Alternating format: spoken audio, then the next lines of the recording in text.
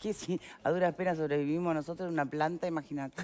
Bueno, retomamos. Antes me gustaría compartir con ustedes un mensaje de Lilian Cachichian, que lamentablemente lo leo recién ahora, correspondía a la temática anterior y en especial a cuando debatíamos sobre el discurso de Asunción de Castillo, ministro de Trabajo. Si el diálogo social no fue respuesta al plebiscito, estaba resuelto desde mucho antes por el Frente Amplio de que surgiera el plebiscito. Simplemente una acotación que es un punto válido a tener en cuenta. Y ahora sí, volvemos al 8M y algunos de los planteos que suelen ser, ay, no de nuevo, pero que siempre se cuelan en el análisis y sobre todo en la antesala, ¿no? del 8M. De todas las reivindicaciones que andan por la vuelta, ¿cuáles serían para vos las plataformas más necesarias? Porque con esto no quiero justamente ni ser cancelativa de otras que circulan por allí, pero que tal vez puedan no tener tanta vinculación directa con la lucha original, ¿no? Yo creo que nosotras en este año particular, que es de un año en que se instala un nuevo gobierno, deberíamos tener un objetivo claro en el reclamo de presupuesto para las diferentes políticas públicas, no solo para violencia, porque la violencia nos come, ¿no? Todas las otras desigualdades. Política pública para trabajo para las mujeres, se ha hablado toda la campaña electoral de la infancia, las infancias, los niños, las niñas, y los niños y las niñas son hijos de mujeres pobres, solas, que crían solas, con una muy baja educación, con muy poca capacidad de poder trabajar, de sostener un empleo, que vienen productos de una historia de pobreza, historias de segregación. Entonces, allí hay que hacer política pública para sacarlas de ese lugar, y eso va a redundar directamente, redunda en su familia, que son sus niños. Creo que en este año hay un tema que está empezando a sonar, pero me gustaría que lo levantáramos nosotras las feministas, poniéndolo sobre la mesa, y es el diálogo sobre la seguridad social. Debe necesariamente tener perspectiva de género, si no va a ser un diálogo que va a quedar absolutamente cojo. Las mujeres tenemos...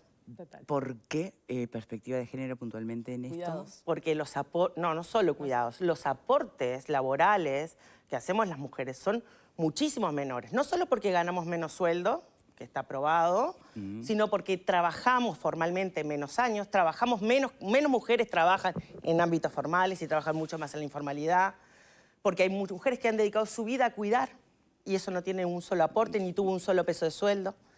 Entonces, todos estos elementos, como también la raza, no solo la perspectiva de género, tienen que estar sobre la mesa a la hora de evaluar cómo es la mejor seguridad social que este país se puede dar, siendo justos, ¿no? Con justicia de género y justicia social. O sea, eso tiene que estar. Y nosotras, allí yo creo que al movimiento le hace falta tener como un profundo análisis y posicionamiento sobre qué cosas queremos que pasen allá adentro y qué cosas queremos que se aprueben. Bien. Ese no había me parece escuchado que antes esto y tiene un punto interesante, sin duda. esto es muy importante. Y es ahora, por eso te lo decía, capaz que hay otros temas que son muy importantes, pero capaz que vienen de antes, ¿no? Claro. Creo que hay otra oportunidad muy importante que también tiene que ver con el nuevo gobierno. Digo nuevo porque justamente es nuevo.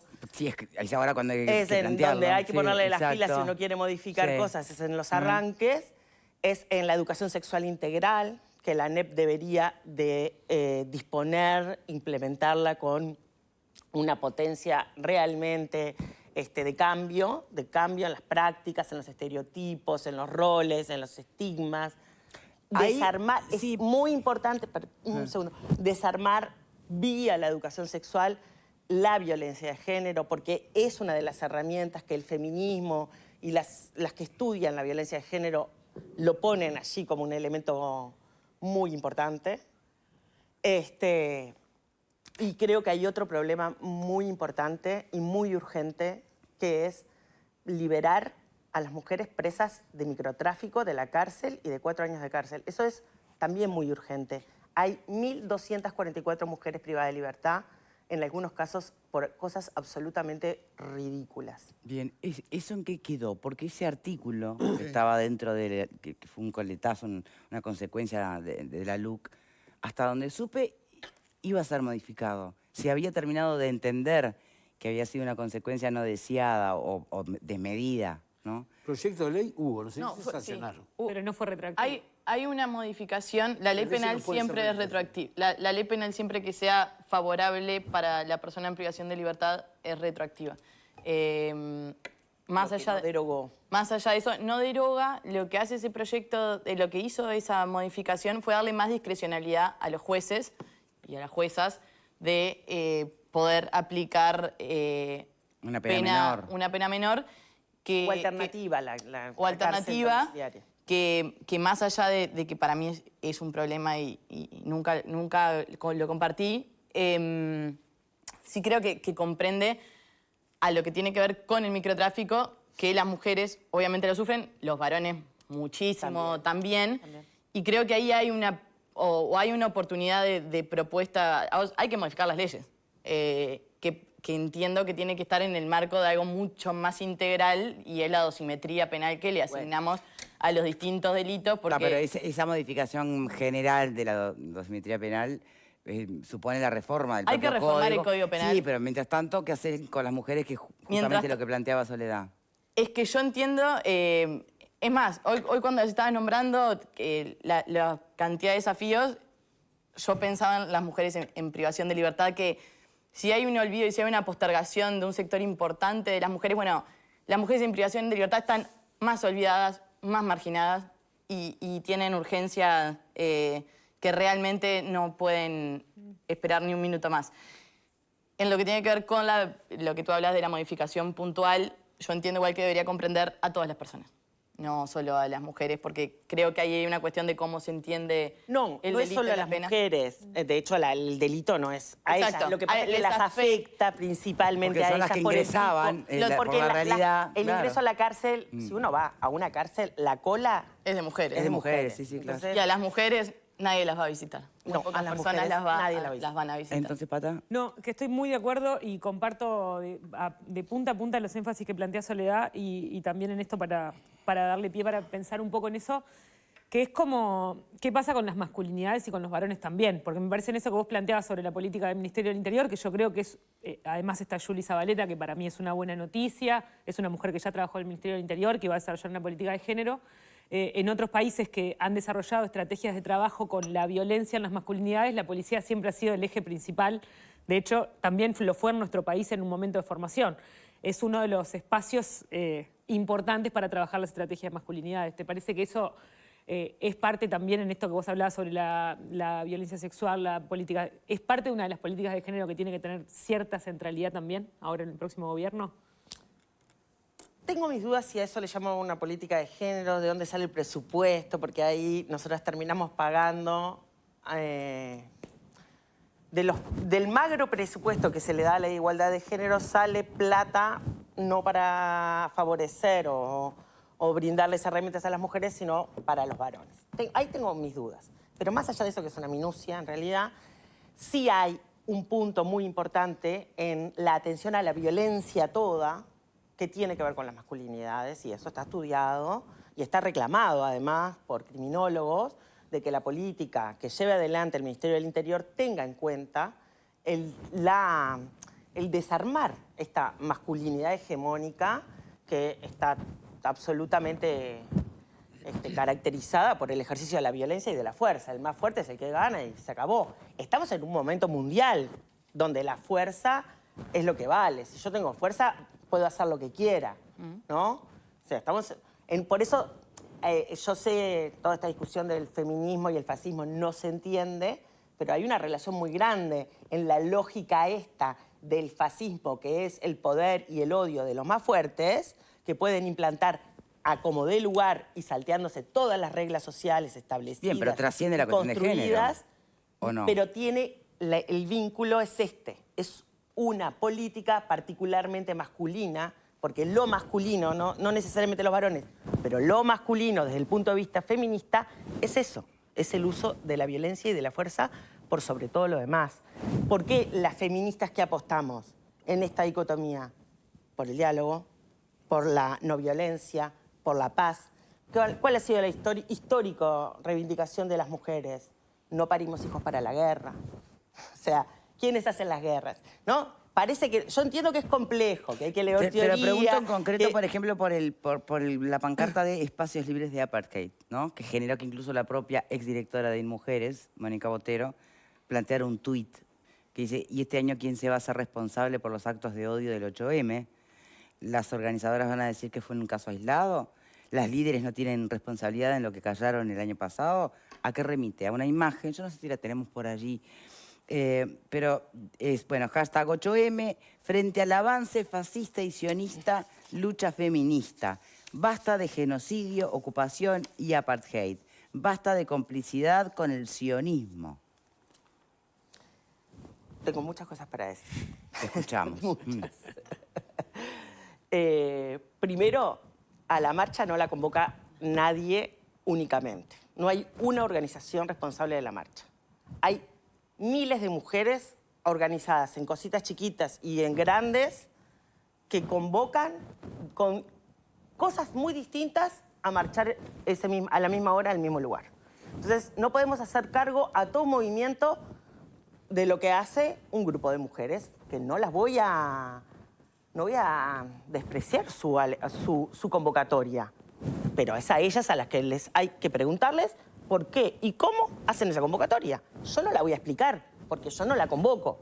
¿Pero la compartís? No, yo no comparto transformar el 8 de marzo en una discusión sobre Palestina e Israel.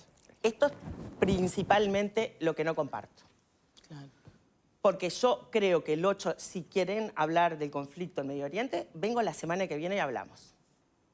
Yo comparto la posición de una veterana judía con la que converso y tengo la suerte de ser amiga, vivió en Israel y tengo muchas conversaciones sobre esto.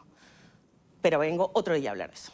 No lo elegí. Me invitás y no tengo problema. Perfecto. No solo eso, hemos hecho cosas. Nosotras, algunas, yo personalmente, con Tatiana Antunes, la diputada comunista, el año pasado en febrero nos fuimos a juntar con las mujeres judías feministas, compañeras, que se sintieron agredidas, sí, claro. mal.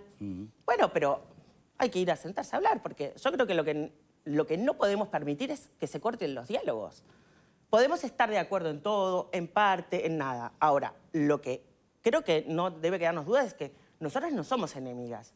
Yo no soy enemiga de las judías feministas ni de las que defienden a las palestinas. De ninguna manera me van a poner en ese lugar. No se lo permito a nadie, a ninguna organización de ningún Estado. No se lo permito. Yo soy compañera de las mujeres por las que peleamos por la paz y porque no se resuelvan de manera violenta los conflictos humanos. Perfecto, pero uno sí elige sus socios en esas luchas, ¿o no? Pero no hay socios ahí. Ahí hay una convocatoria puntual de un grupo. No hay un acuerdo. Eso no es una síntesis. Por eso no acepto que nos endilguen. Como no hay otras mujeres que van...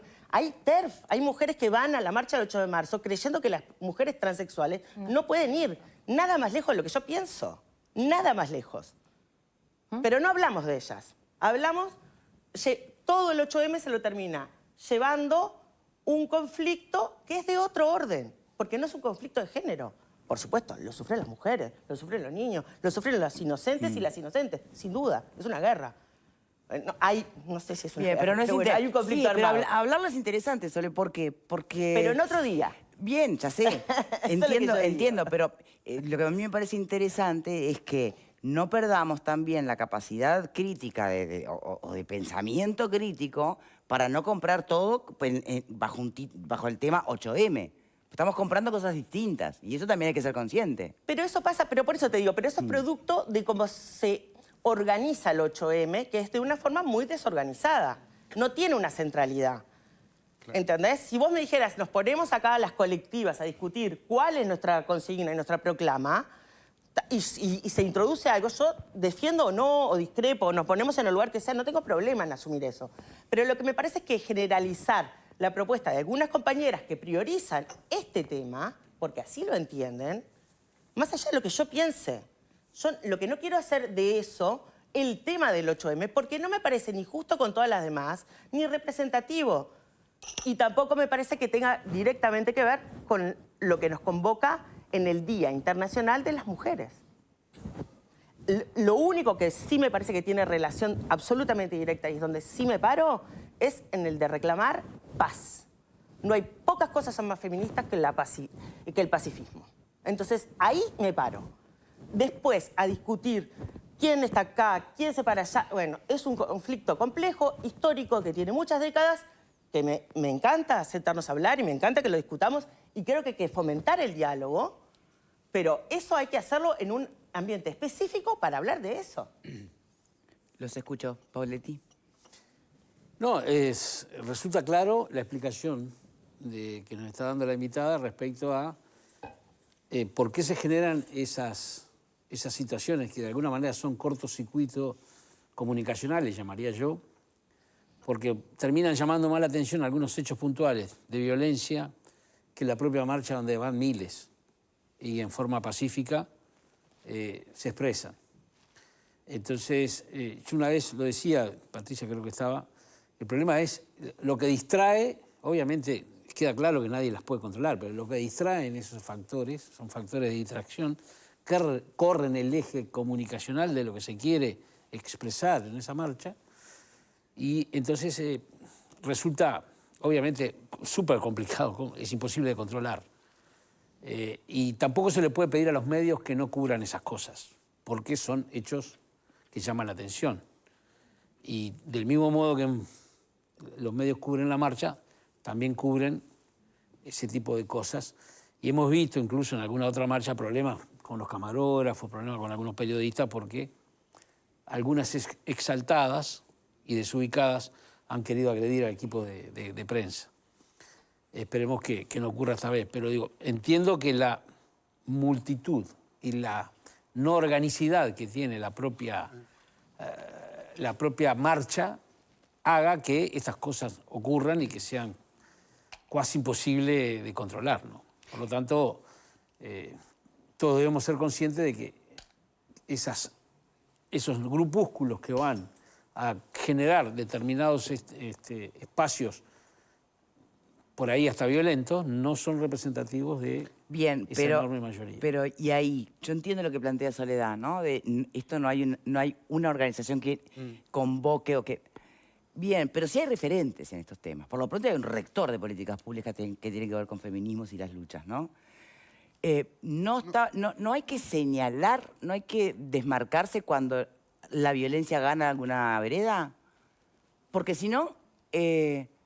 Después se habilita a que los feminismos tengan todas las caras posibles. Pero y esta es una manifestación. Creo que la rectora de la política pública del Instituto de Mujeres no tiene absolutamente nada para decir. Tomará o dejará de tomar las consignas y los reclamos que se le hagan. Entonces los movimientos más representativos, que no sé quiénes se los pueden atribuir, pero digamos, tú, por ejemplo. Y yo te acabo de contestar todo lo que pienso. Sí, bien. Y te dije que me invites si querés y hablamos más largo todavía. Pero no te estoy hablando ni de Palestina, Me encanta. no te estoy hablando de Palestina o Israel ni Gaza, te estoy hablando pero de yo te pongo el los ejemplo, ejemplos violentos que señalaba Pauletti. Pero yo te pongo este ejemplo. Yo nunca estuve de acuerdo con las compañeras que echaron a los varones, por ejemplo.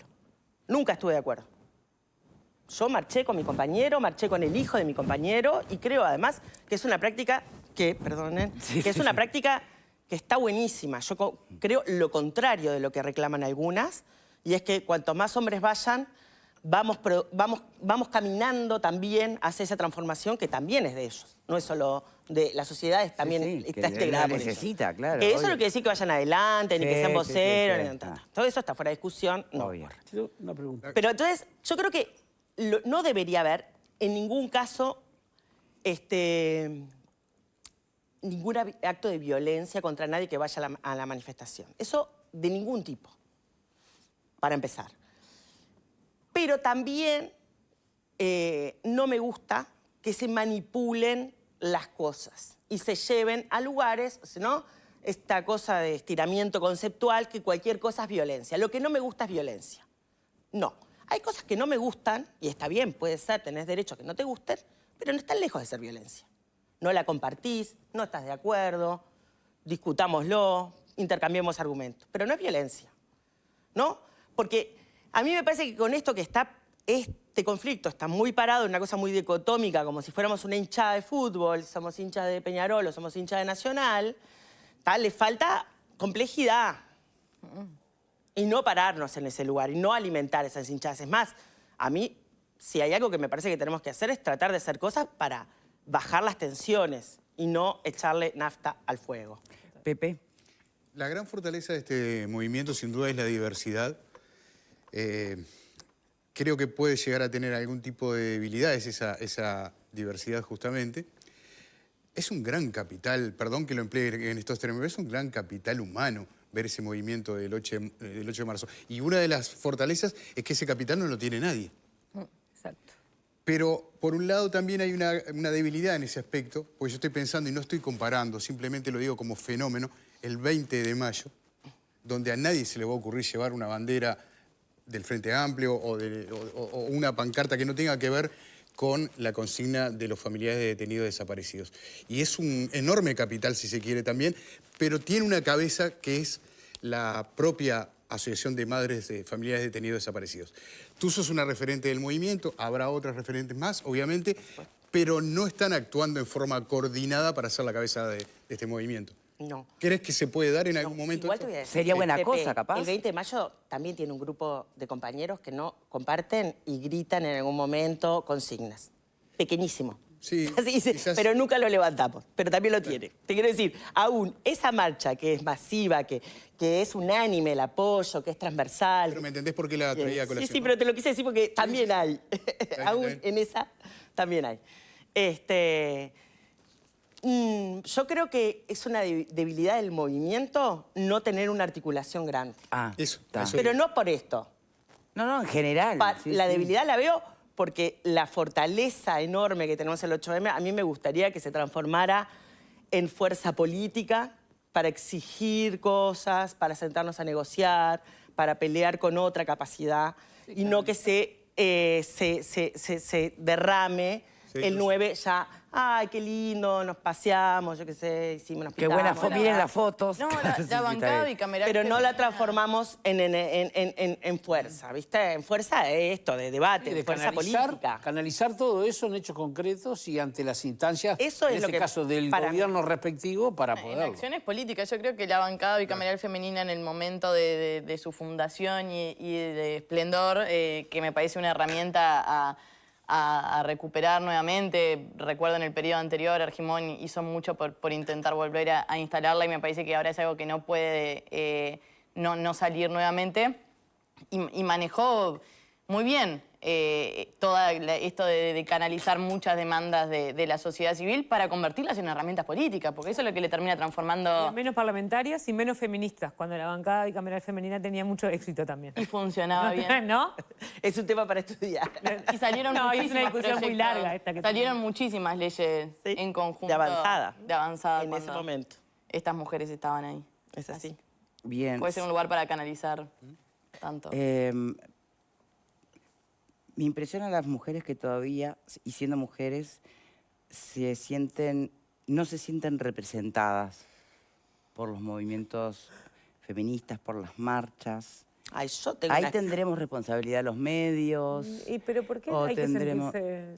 Porque yo me pregunto mucho, cuando a mí me ponen mucho eso, vos no me representás, me parece bien, yo no creo que tenga que representar a todas las mujeres, nunca lo intenté, no creo que el feminismo pretenda representar la opinión de las mujeres mayoritariamente, no lo intenta.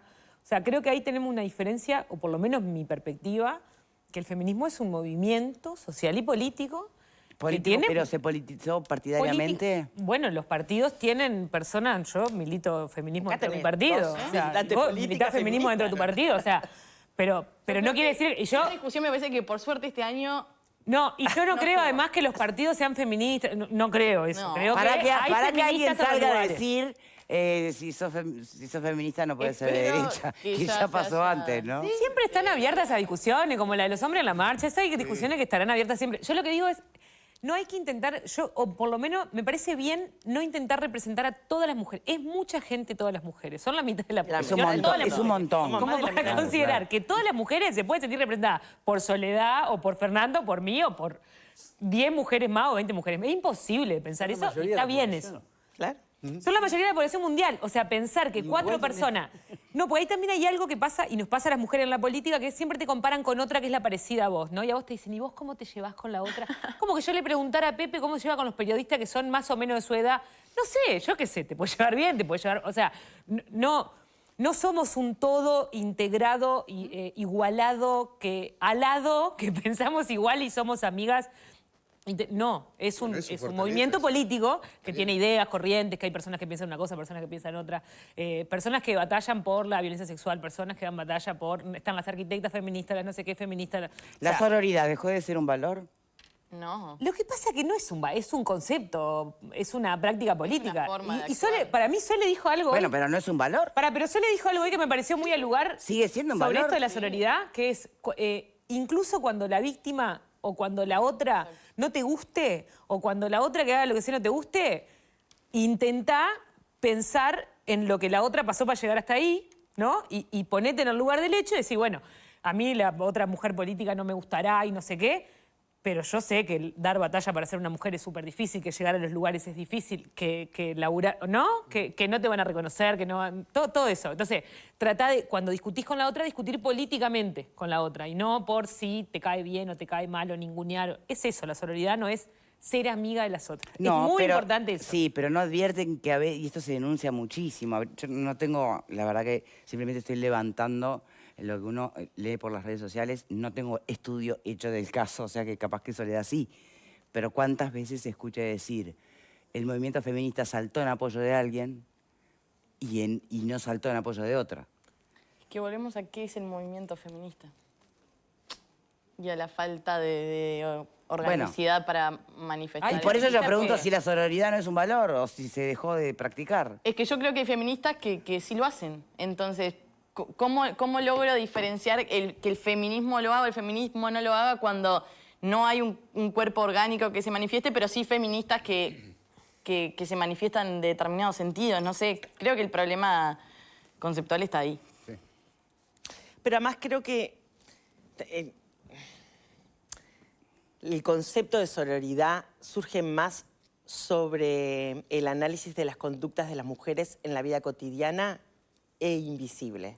No en la vida de las mujeres públicas, vistosas, que puede ser política o lo que sea, sino en la práctica chiquita. En la de tu vecina te cuida el gurí cuando vos tenés que irte temprano, o porque se te enfermó tu vieja, en la otra que... Esa es la sororidad a la que refiere principalmente, a esa práctica milenaria, además de las mujeres, porque han sobrevivido de esa forma, encerradas en sus casas y en sus La barrios. especie ha sobrevivido así. Claro. Momento de despedirnos, ¿eh? Te invitamos a una reflexión final, Soledad. Bueno, espero que marchemos la mayor cantidad de mujeres, que llevemos cada una la consigna que quiera y seamos respetuosas de todas. En el acuerdo o en el desacuerdo, respetuosas de todas. No agredir a ninguna compañera, por más que no nos guste lo que lleva y no ofendernos también, porque eso se alimenta también. Desde No el es otro lado. personal, Y no cantar es de la del personal. lado no es personal. No es personal. Gracias a la Bacha, por el cafecito de todas las tardes, que aún en el agobio del calor, el café igual se toma, ¿o no? ¿Verdad? Muchísimas gracias. Bueno, que tengan todos un buen fin de semana. Ojalá estas temperaturas nos den un poquito de respiro. Y ojalá que no sé, que no haya ningún fenómeno natural de esos que pueda perturbar la marcha, todo lo contrario. Y si garúa un poco, bueno, que se marche con... Un poquito ¿no? está bien. Un poquito está bien. Ojalá. Exacto. Marchar con paraguas, nada deseos más en este Exacto. momento. Muy, pero muy buen fin de semana para todos. Chao, chao.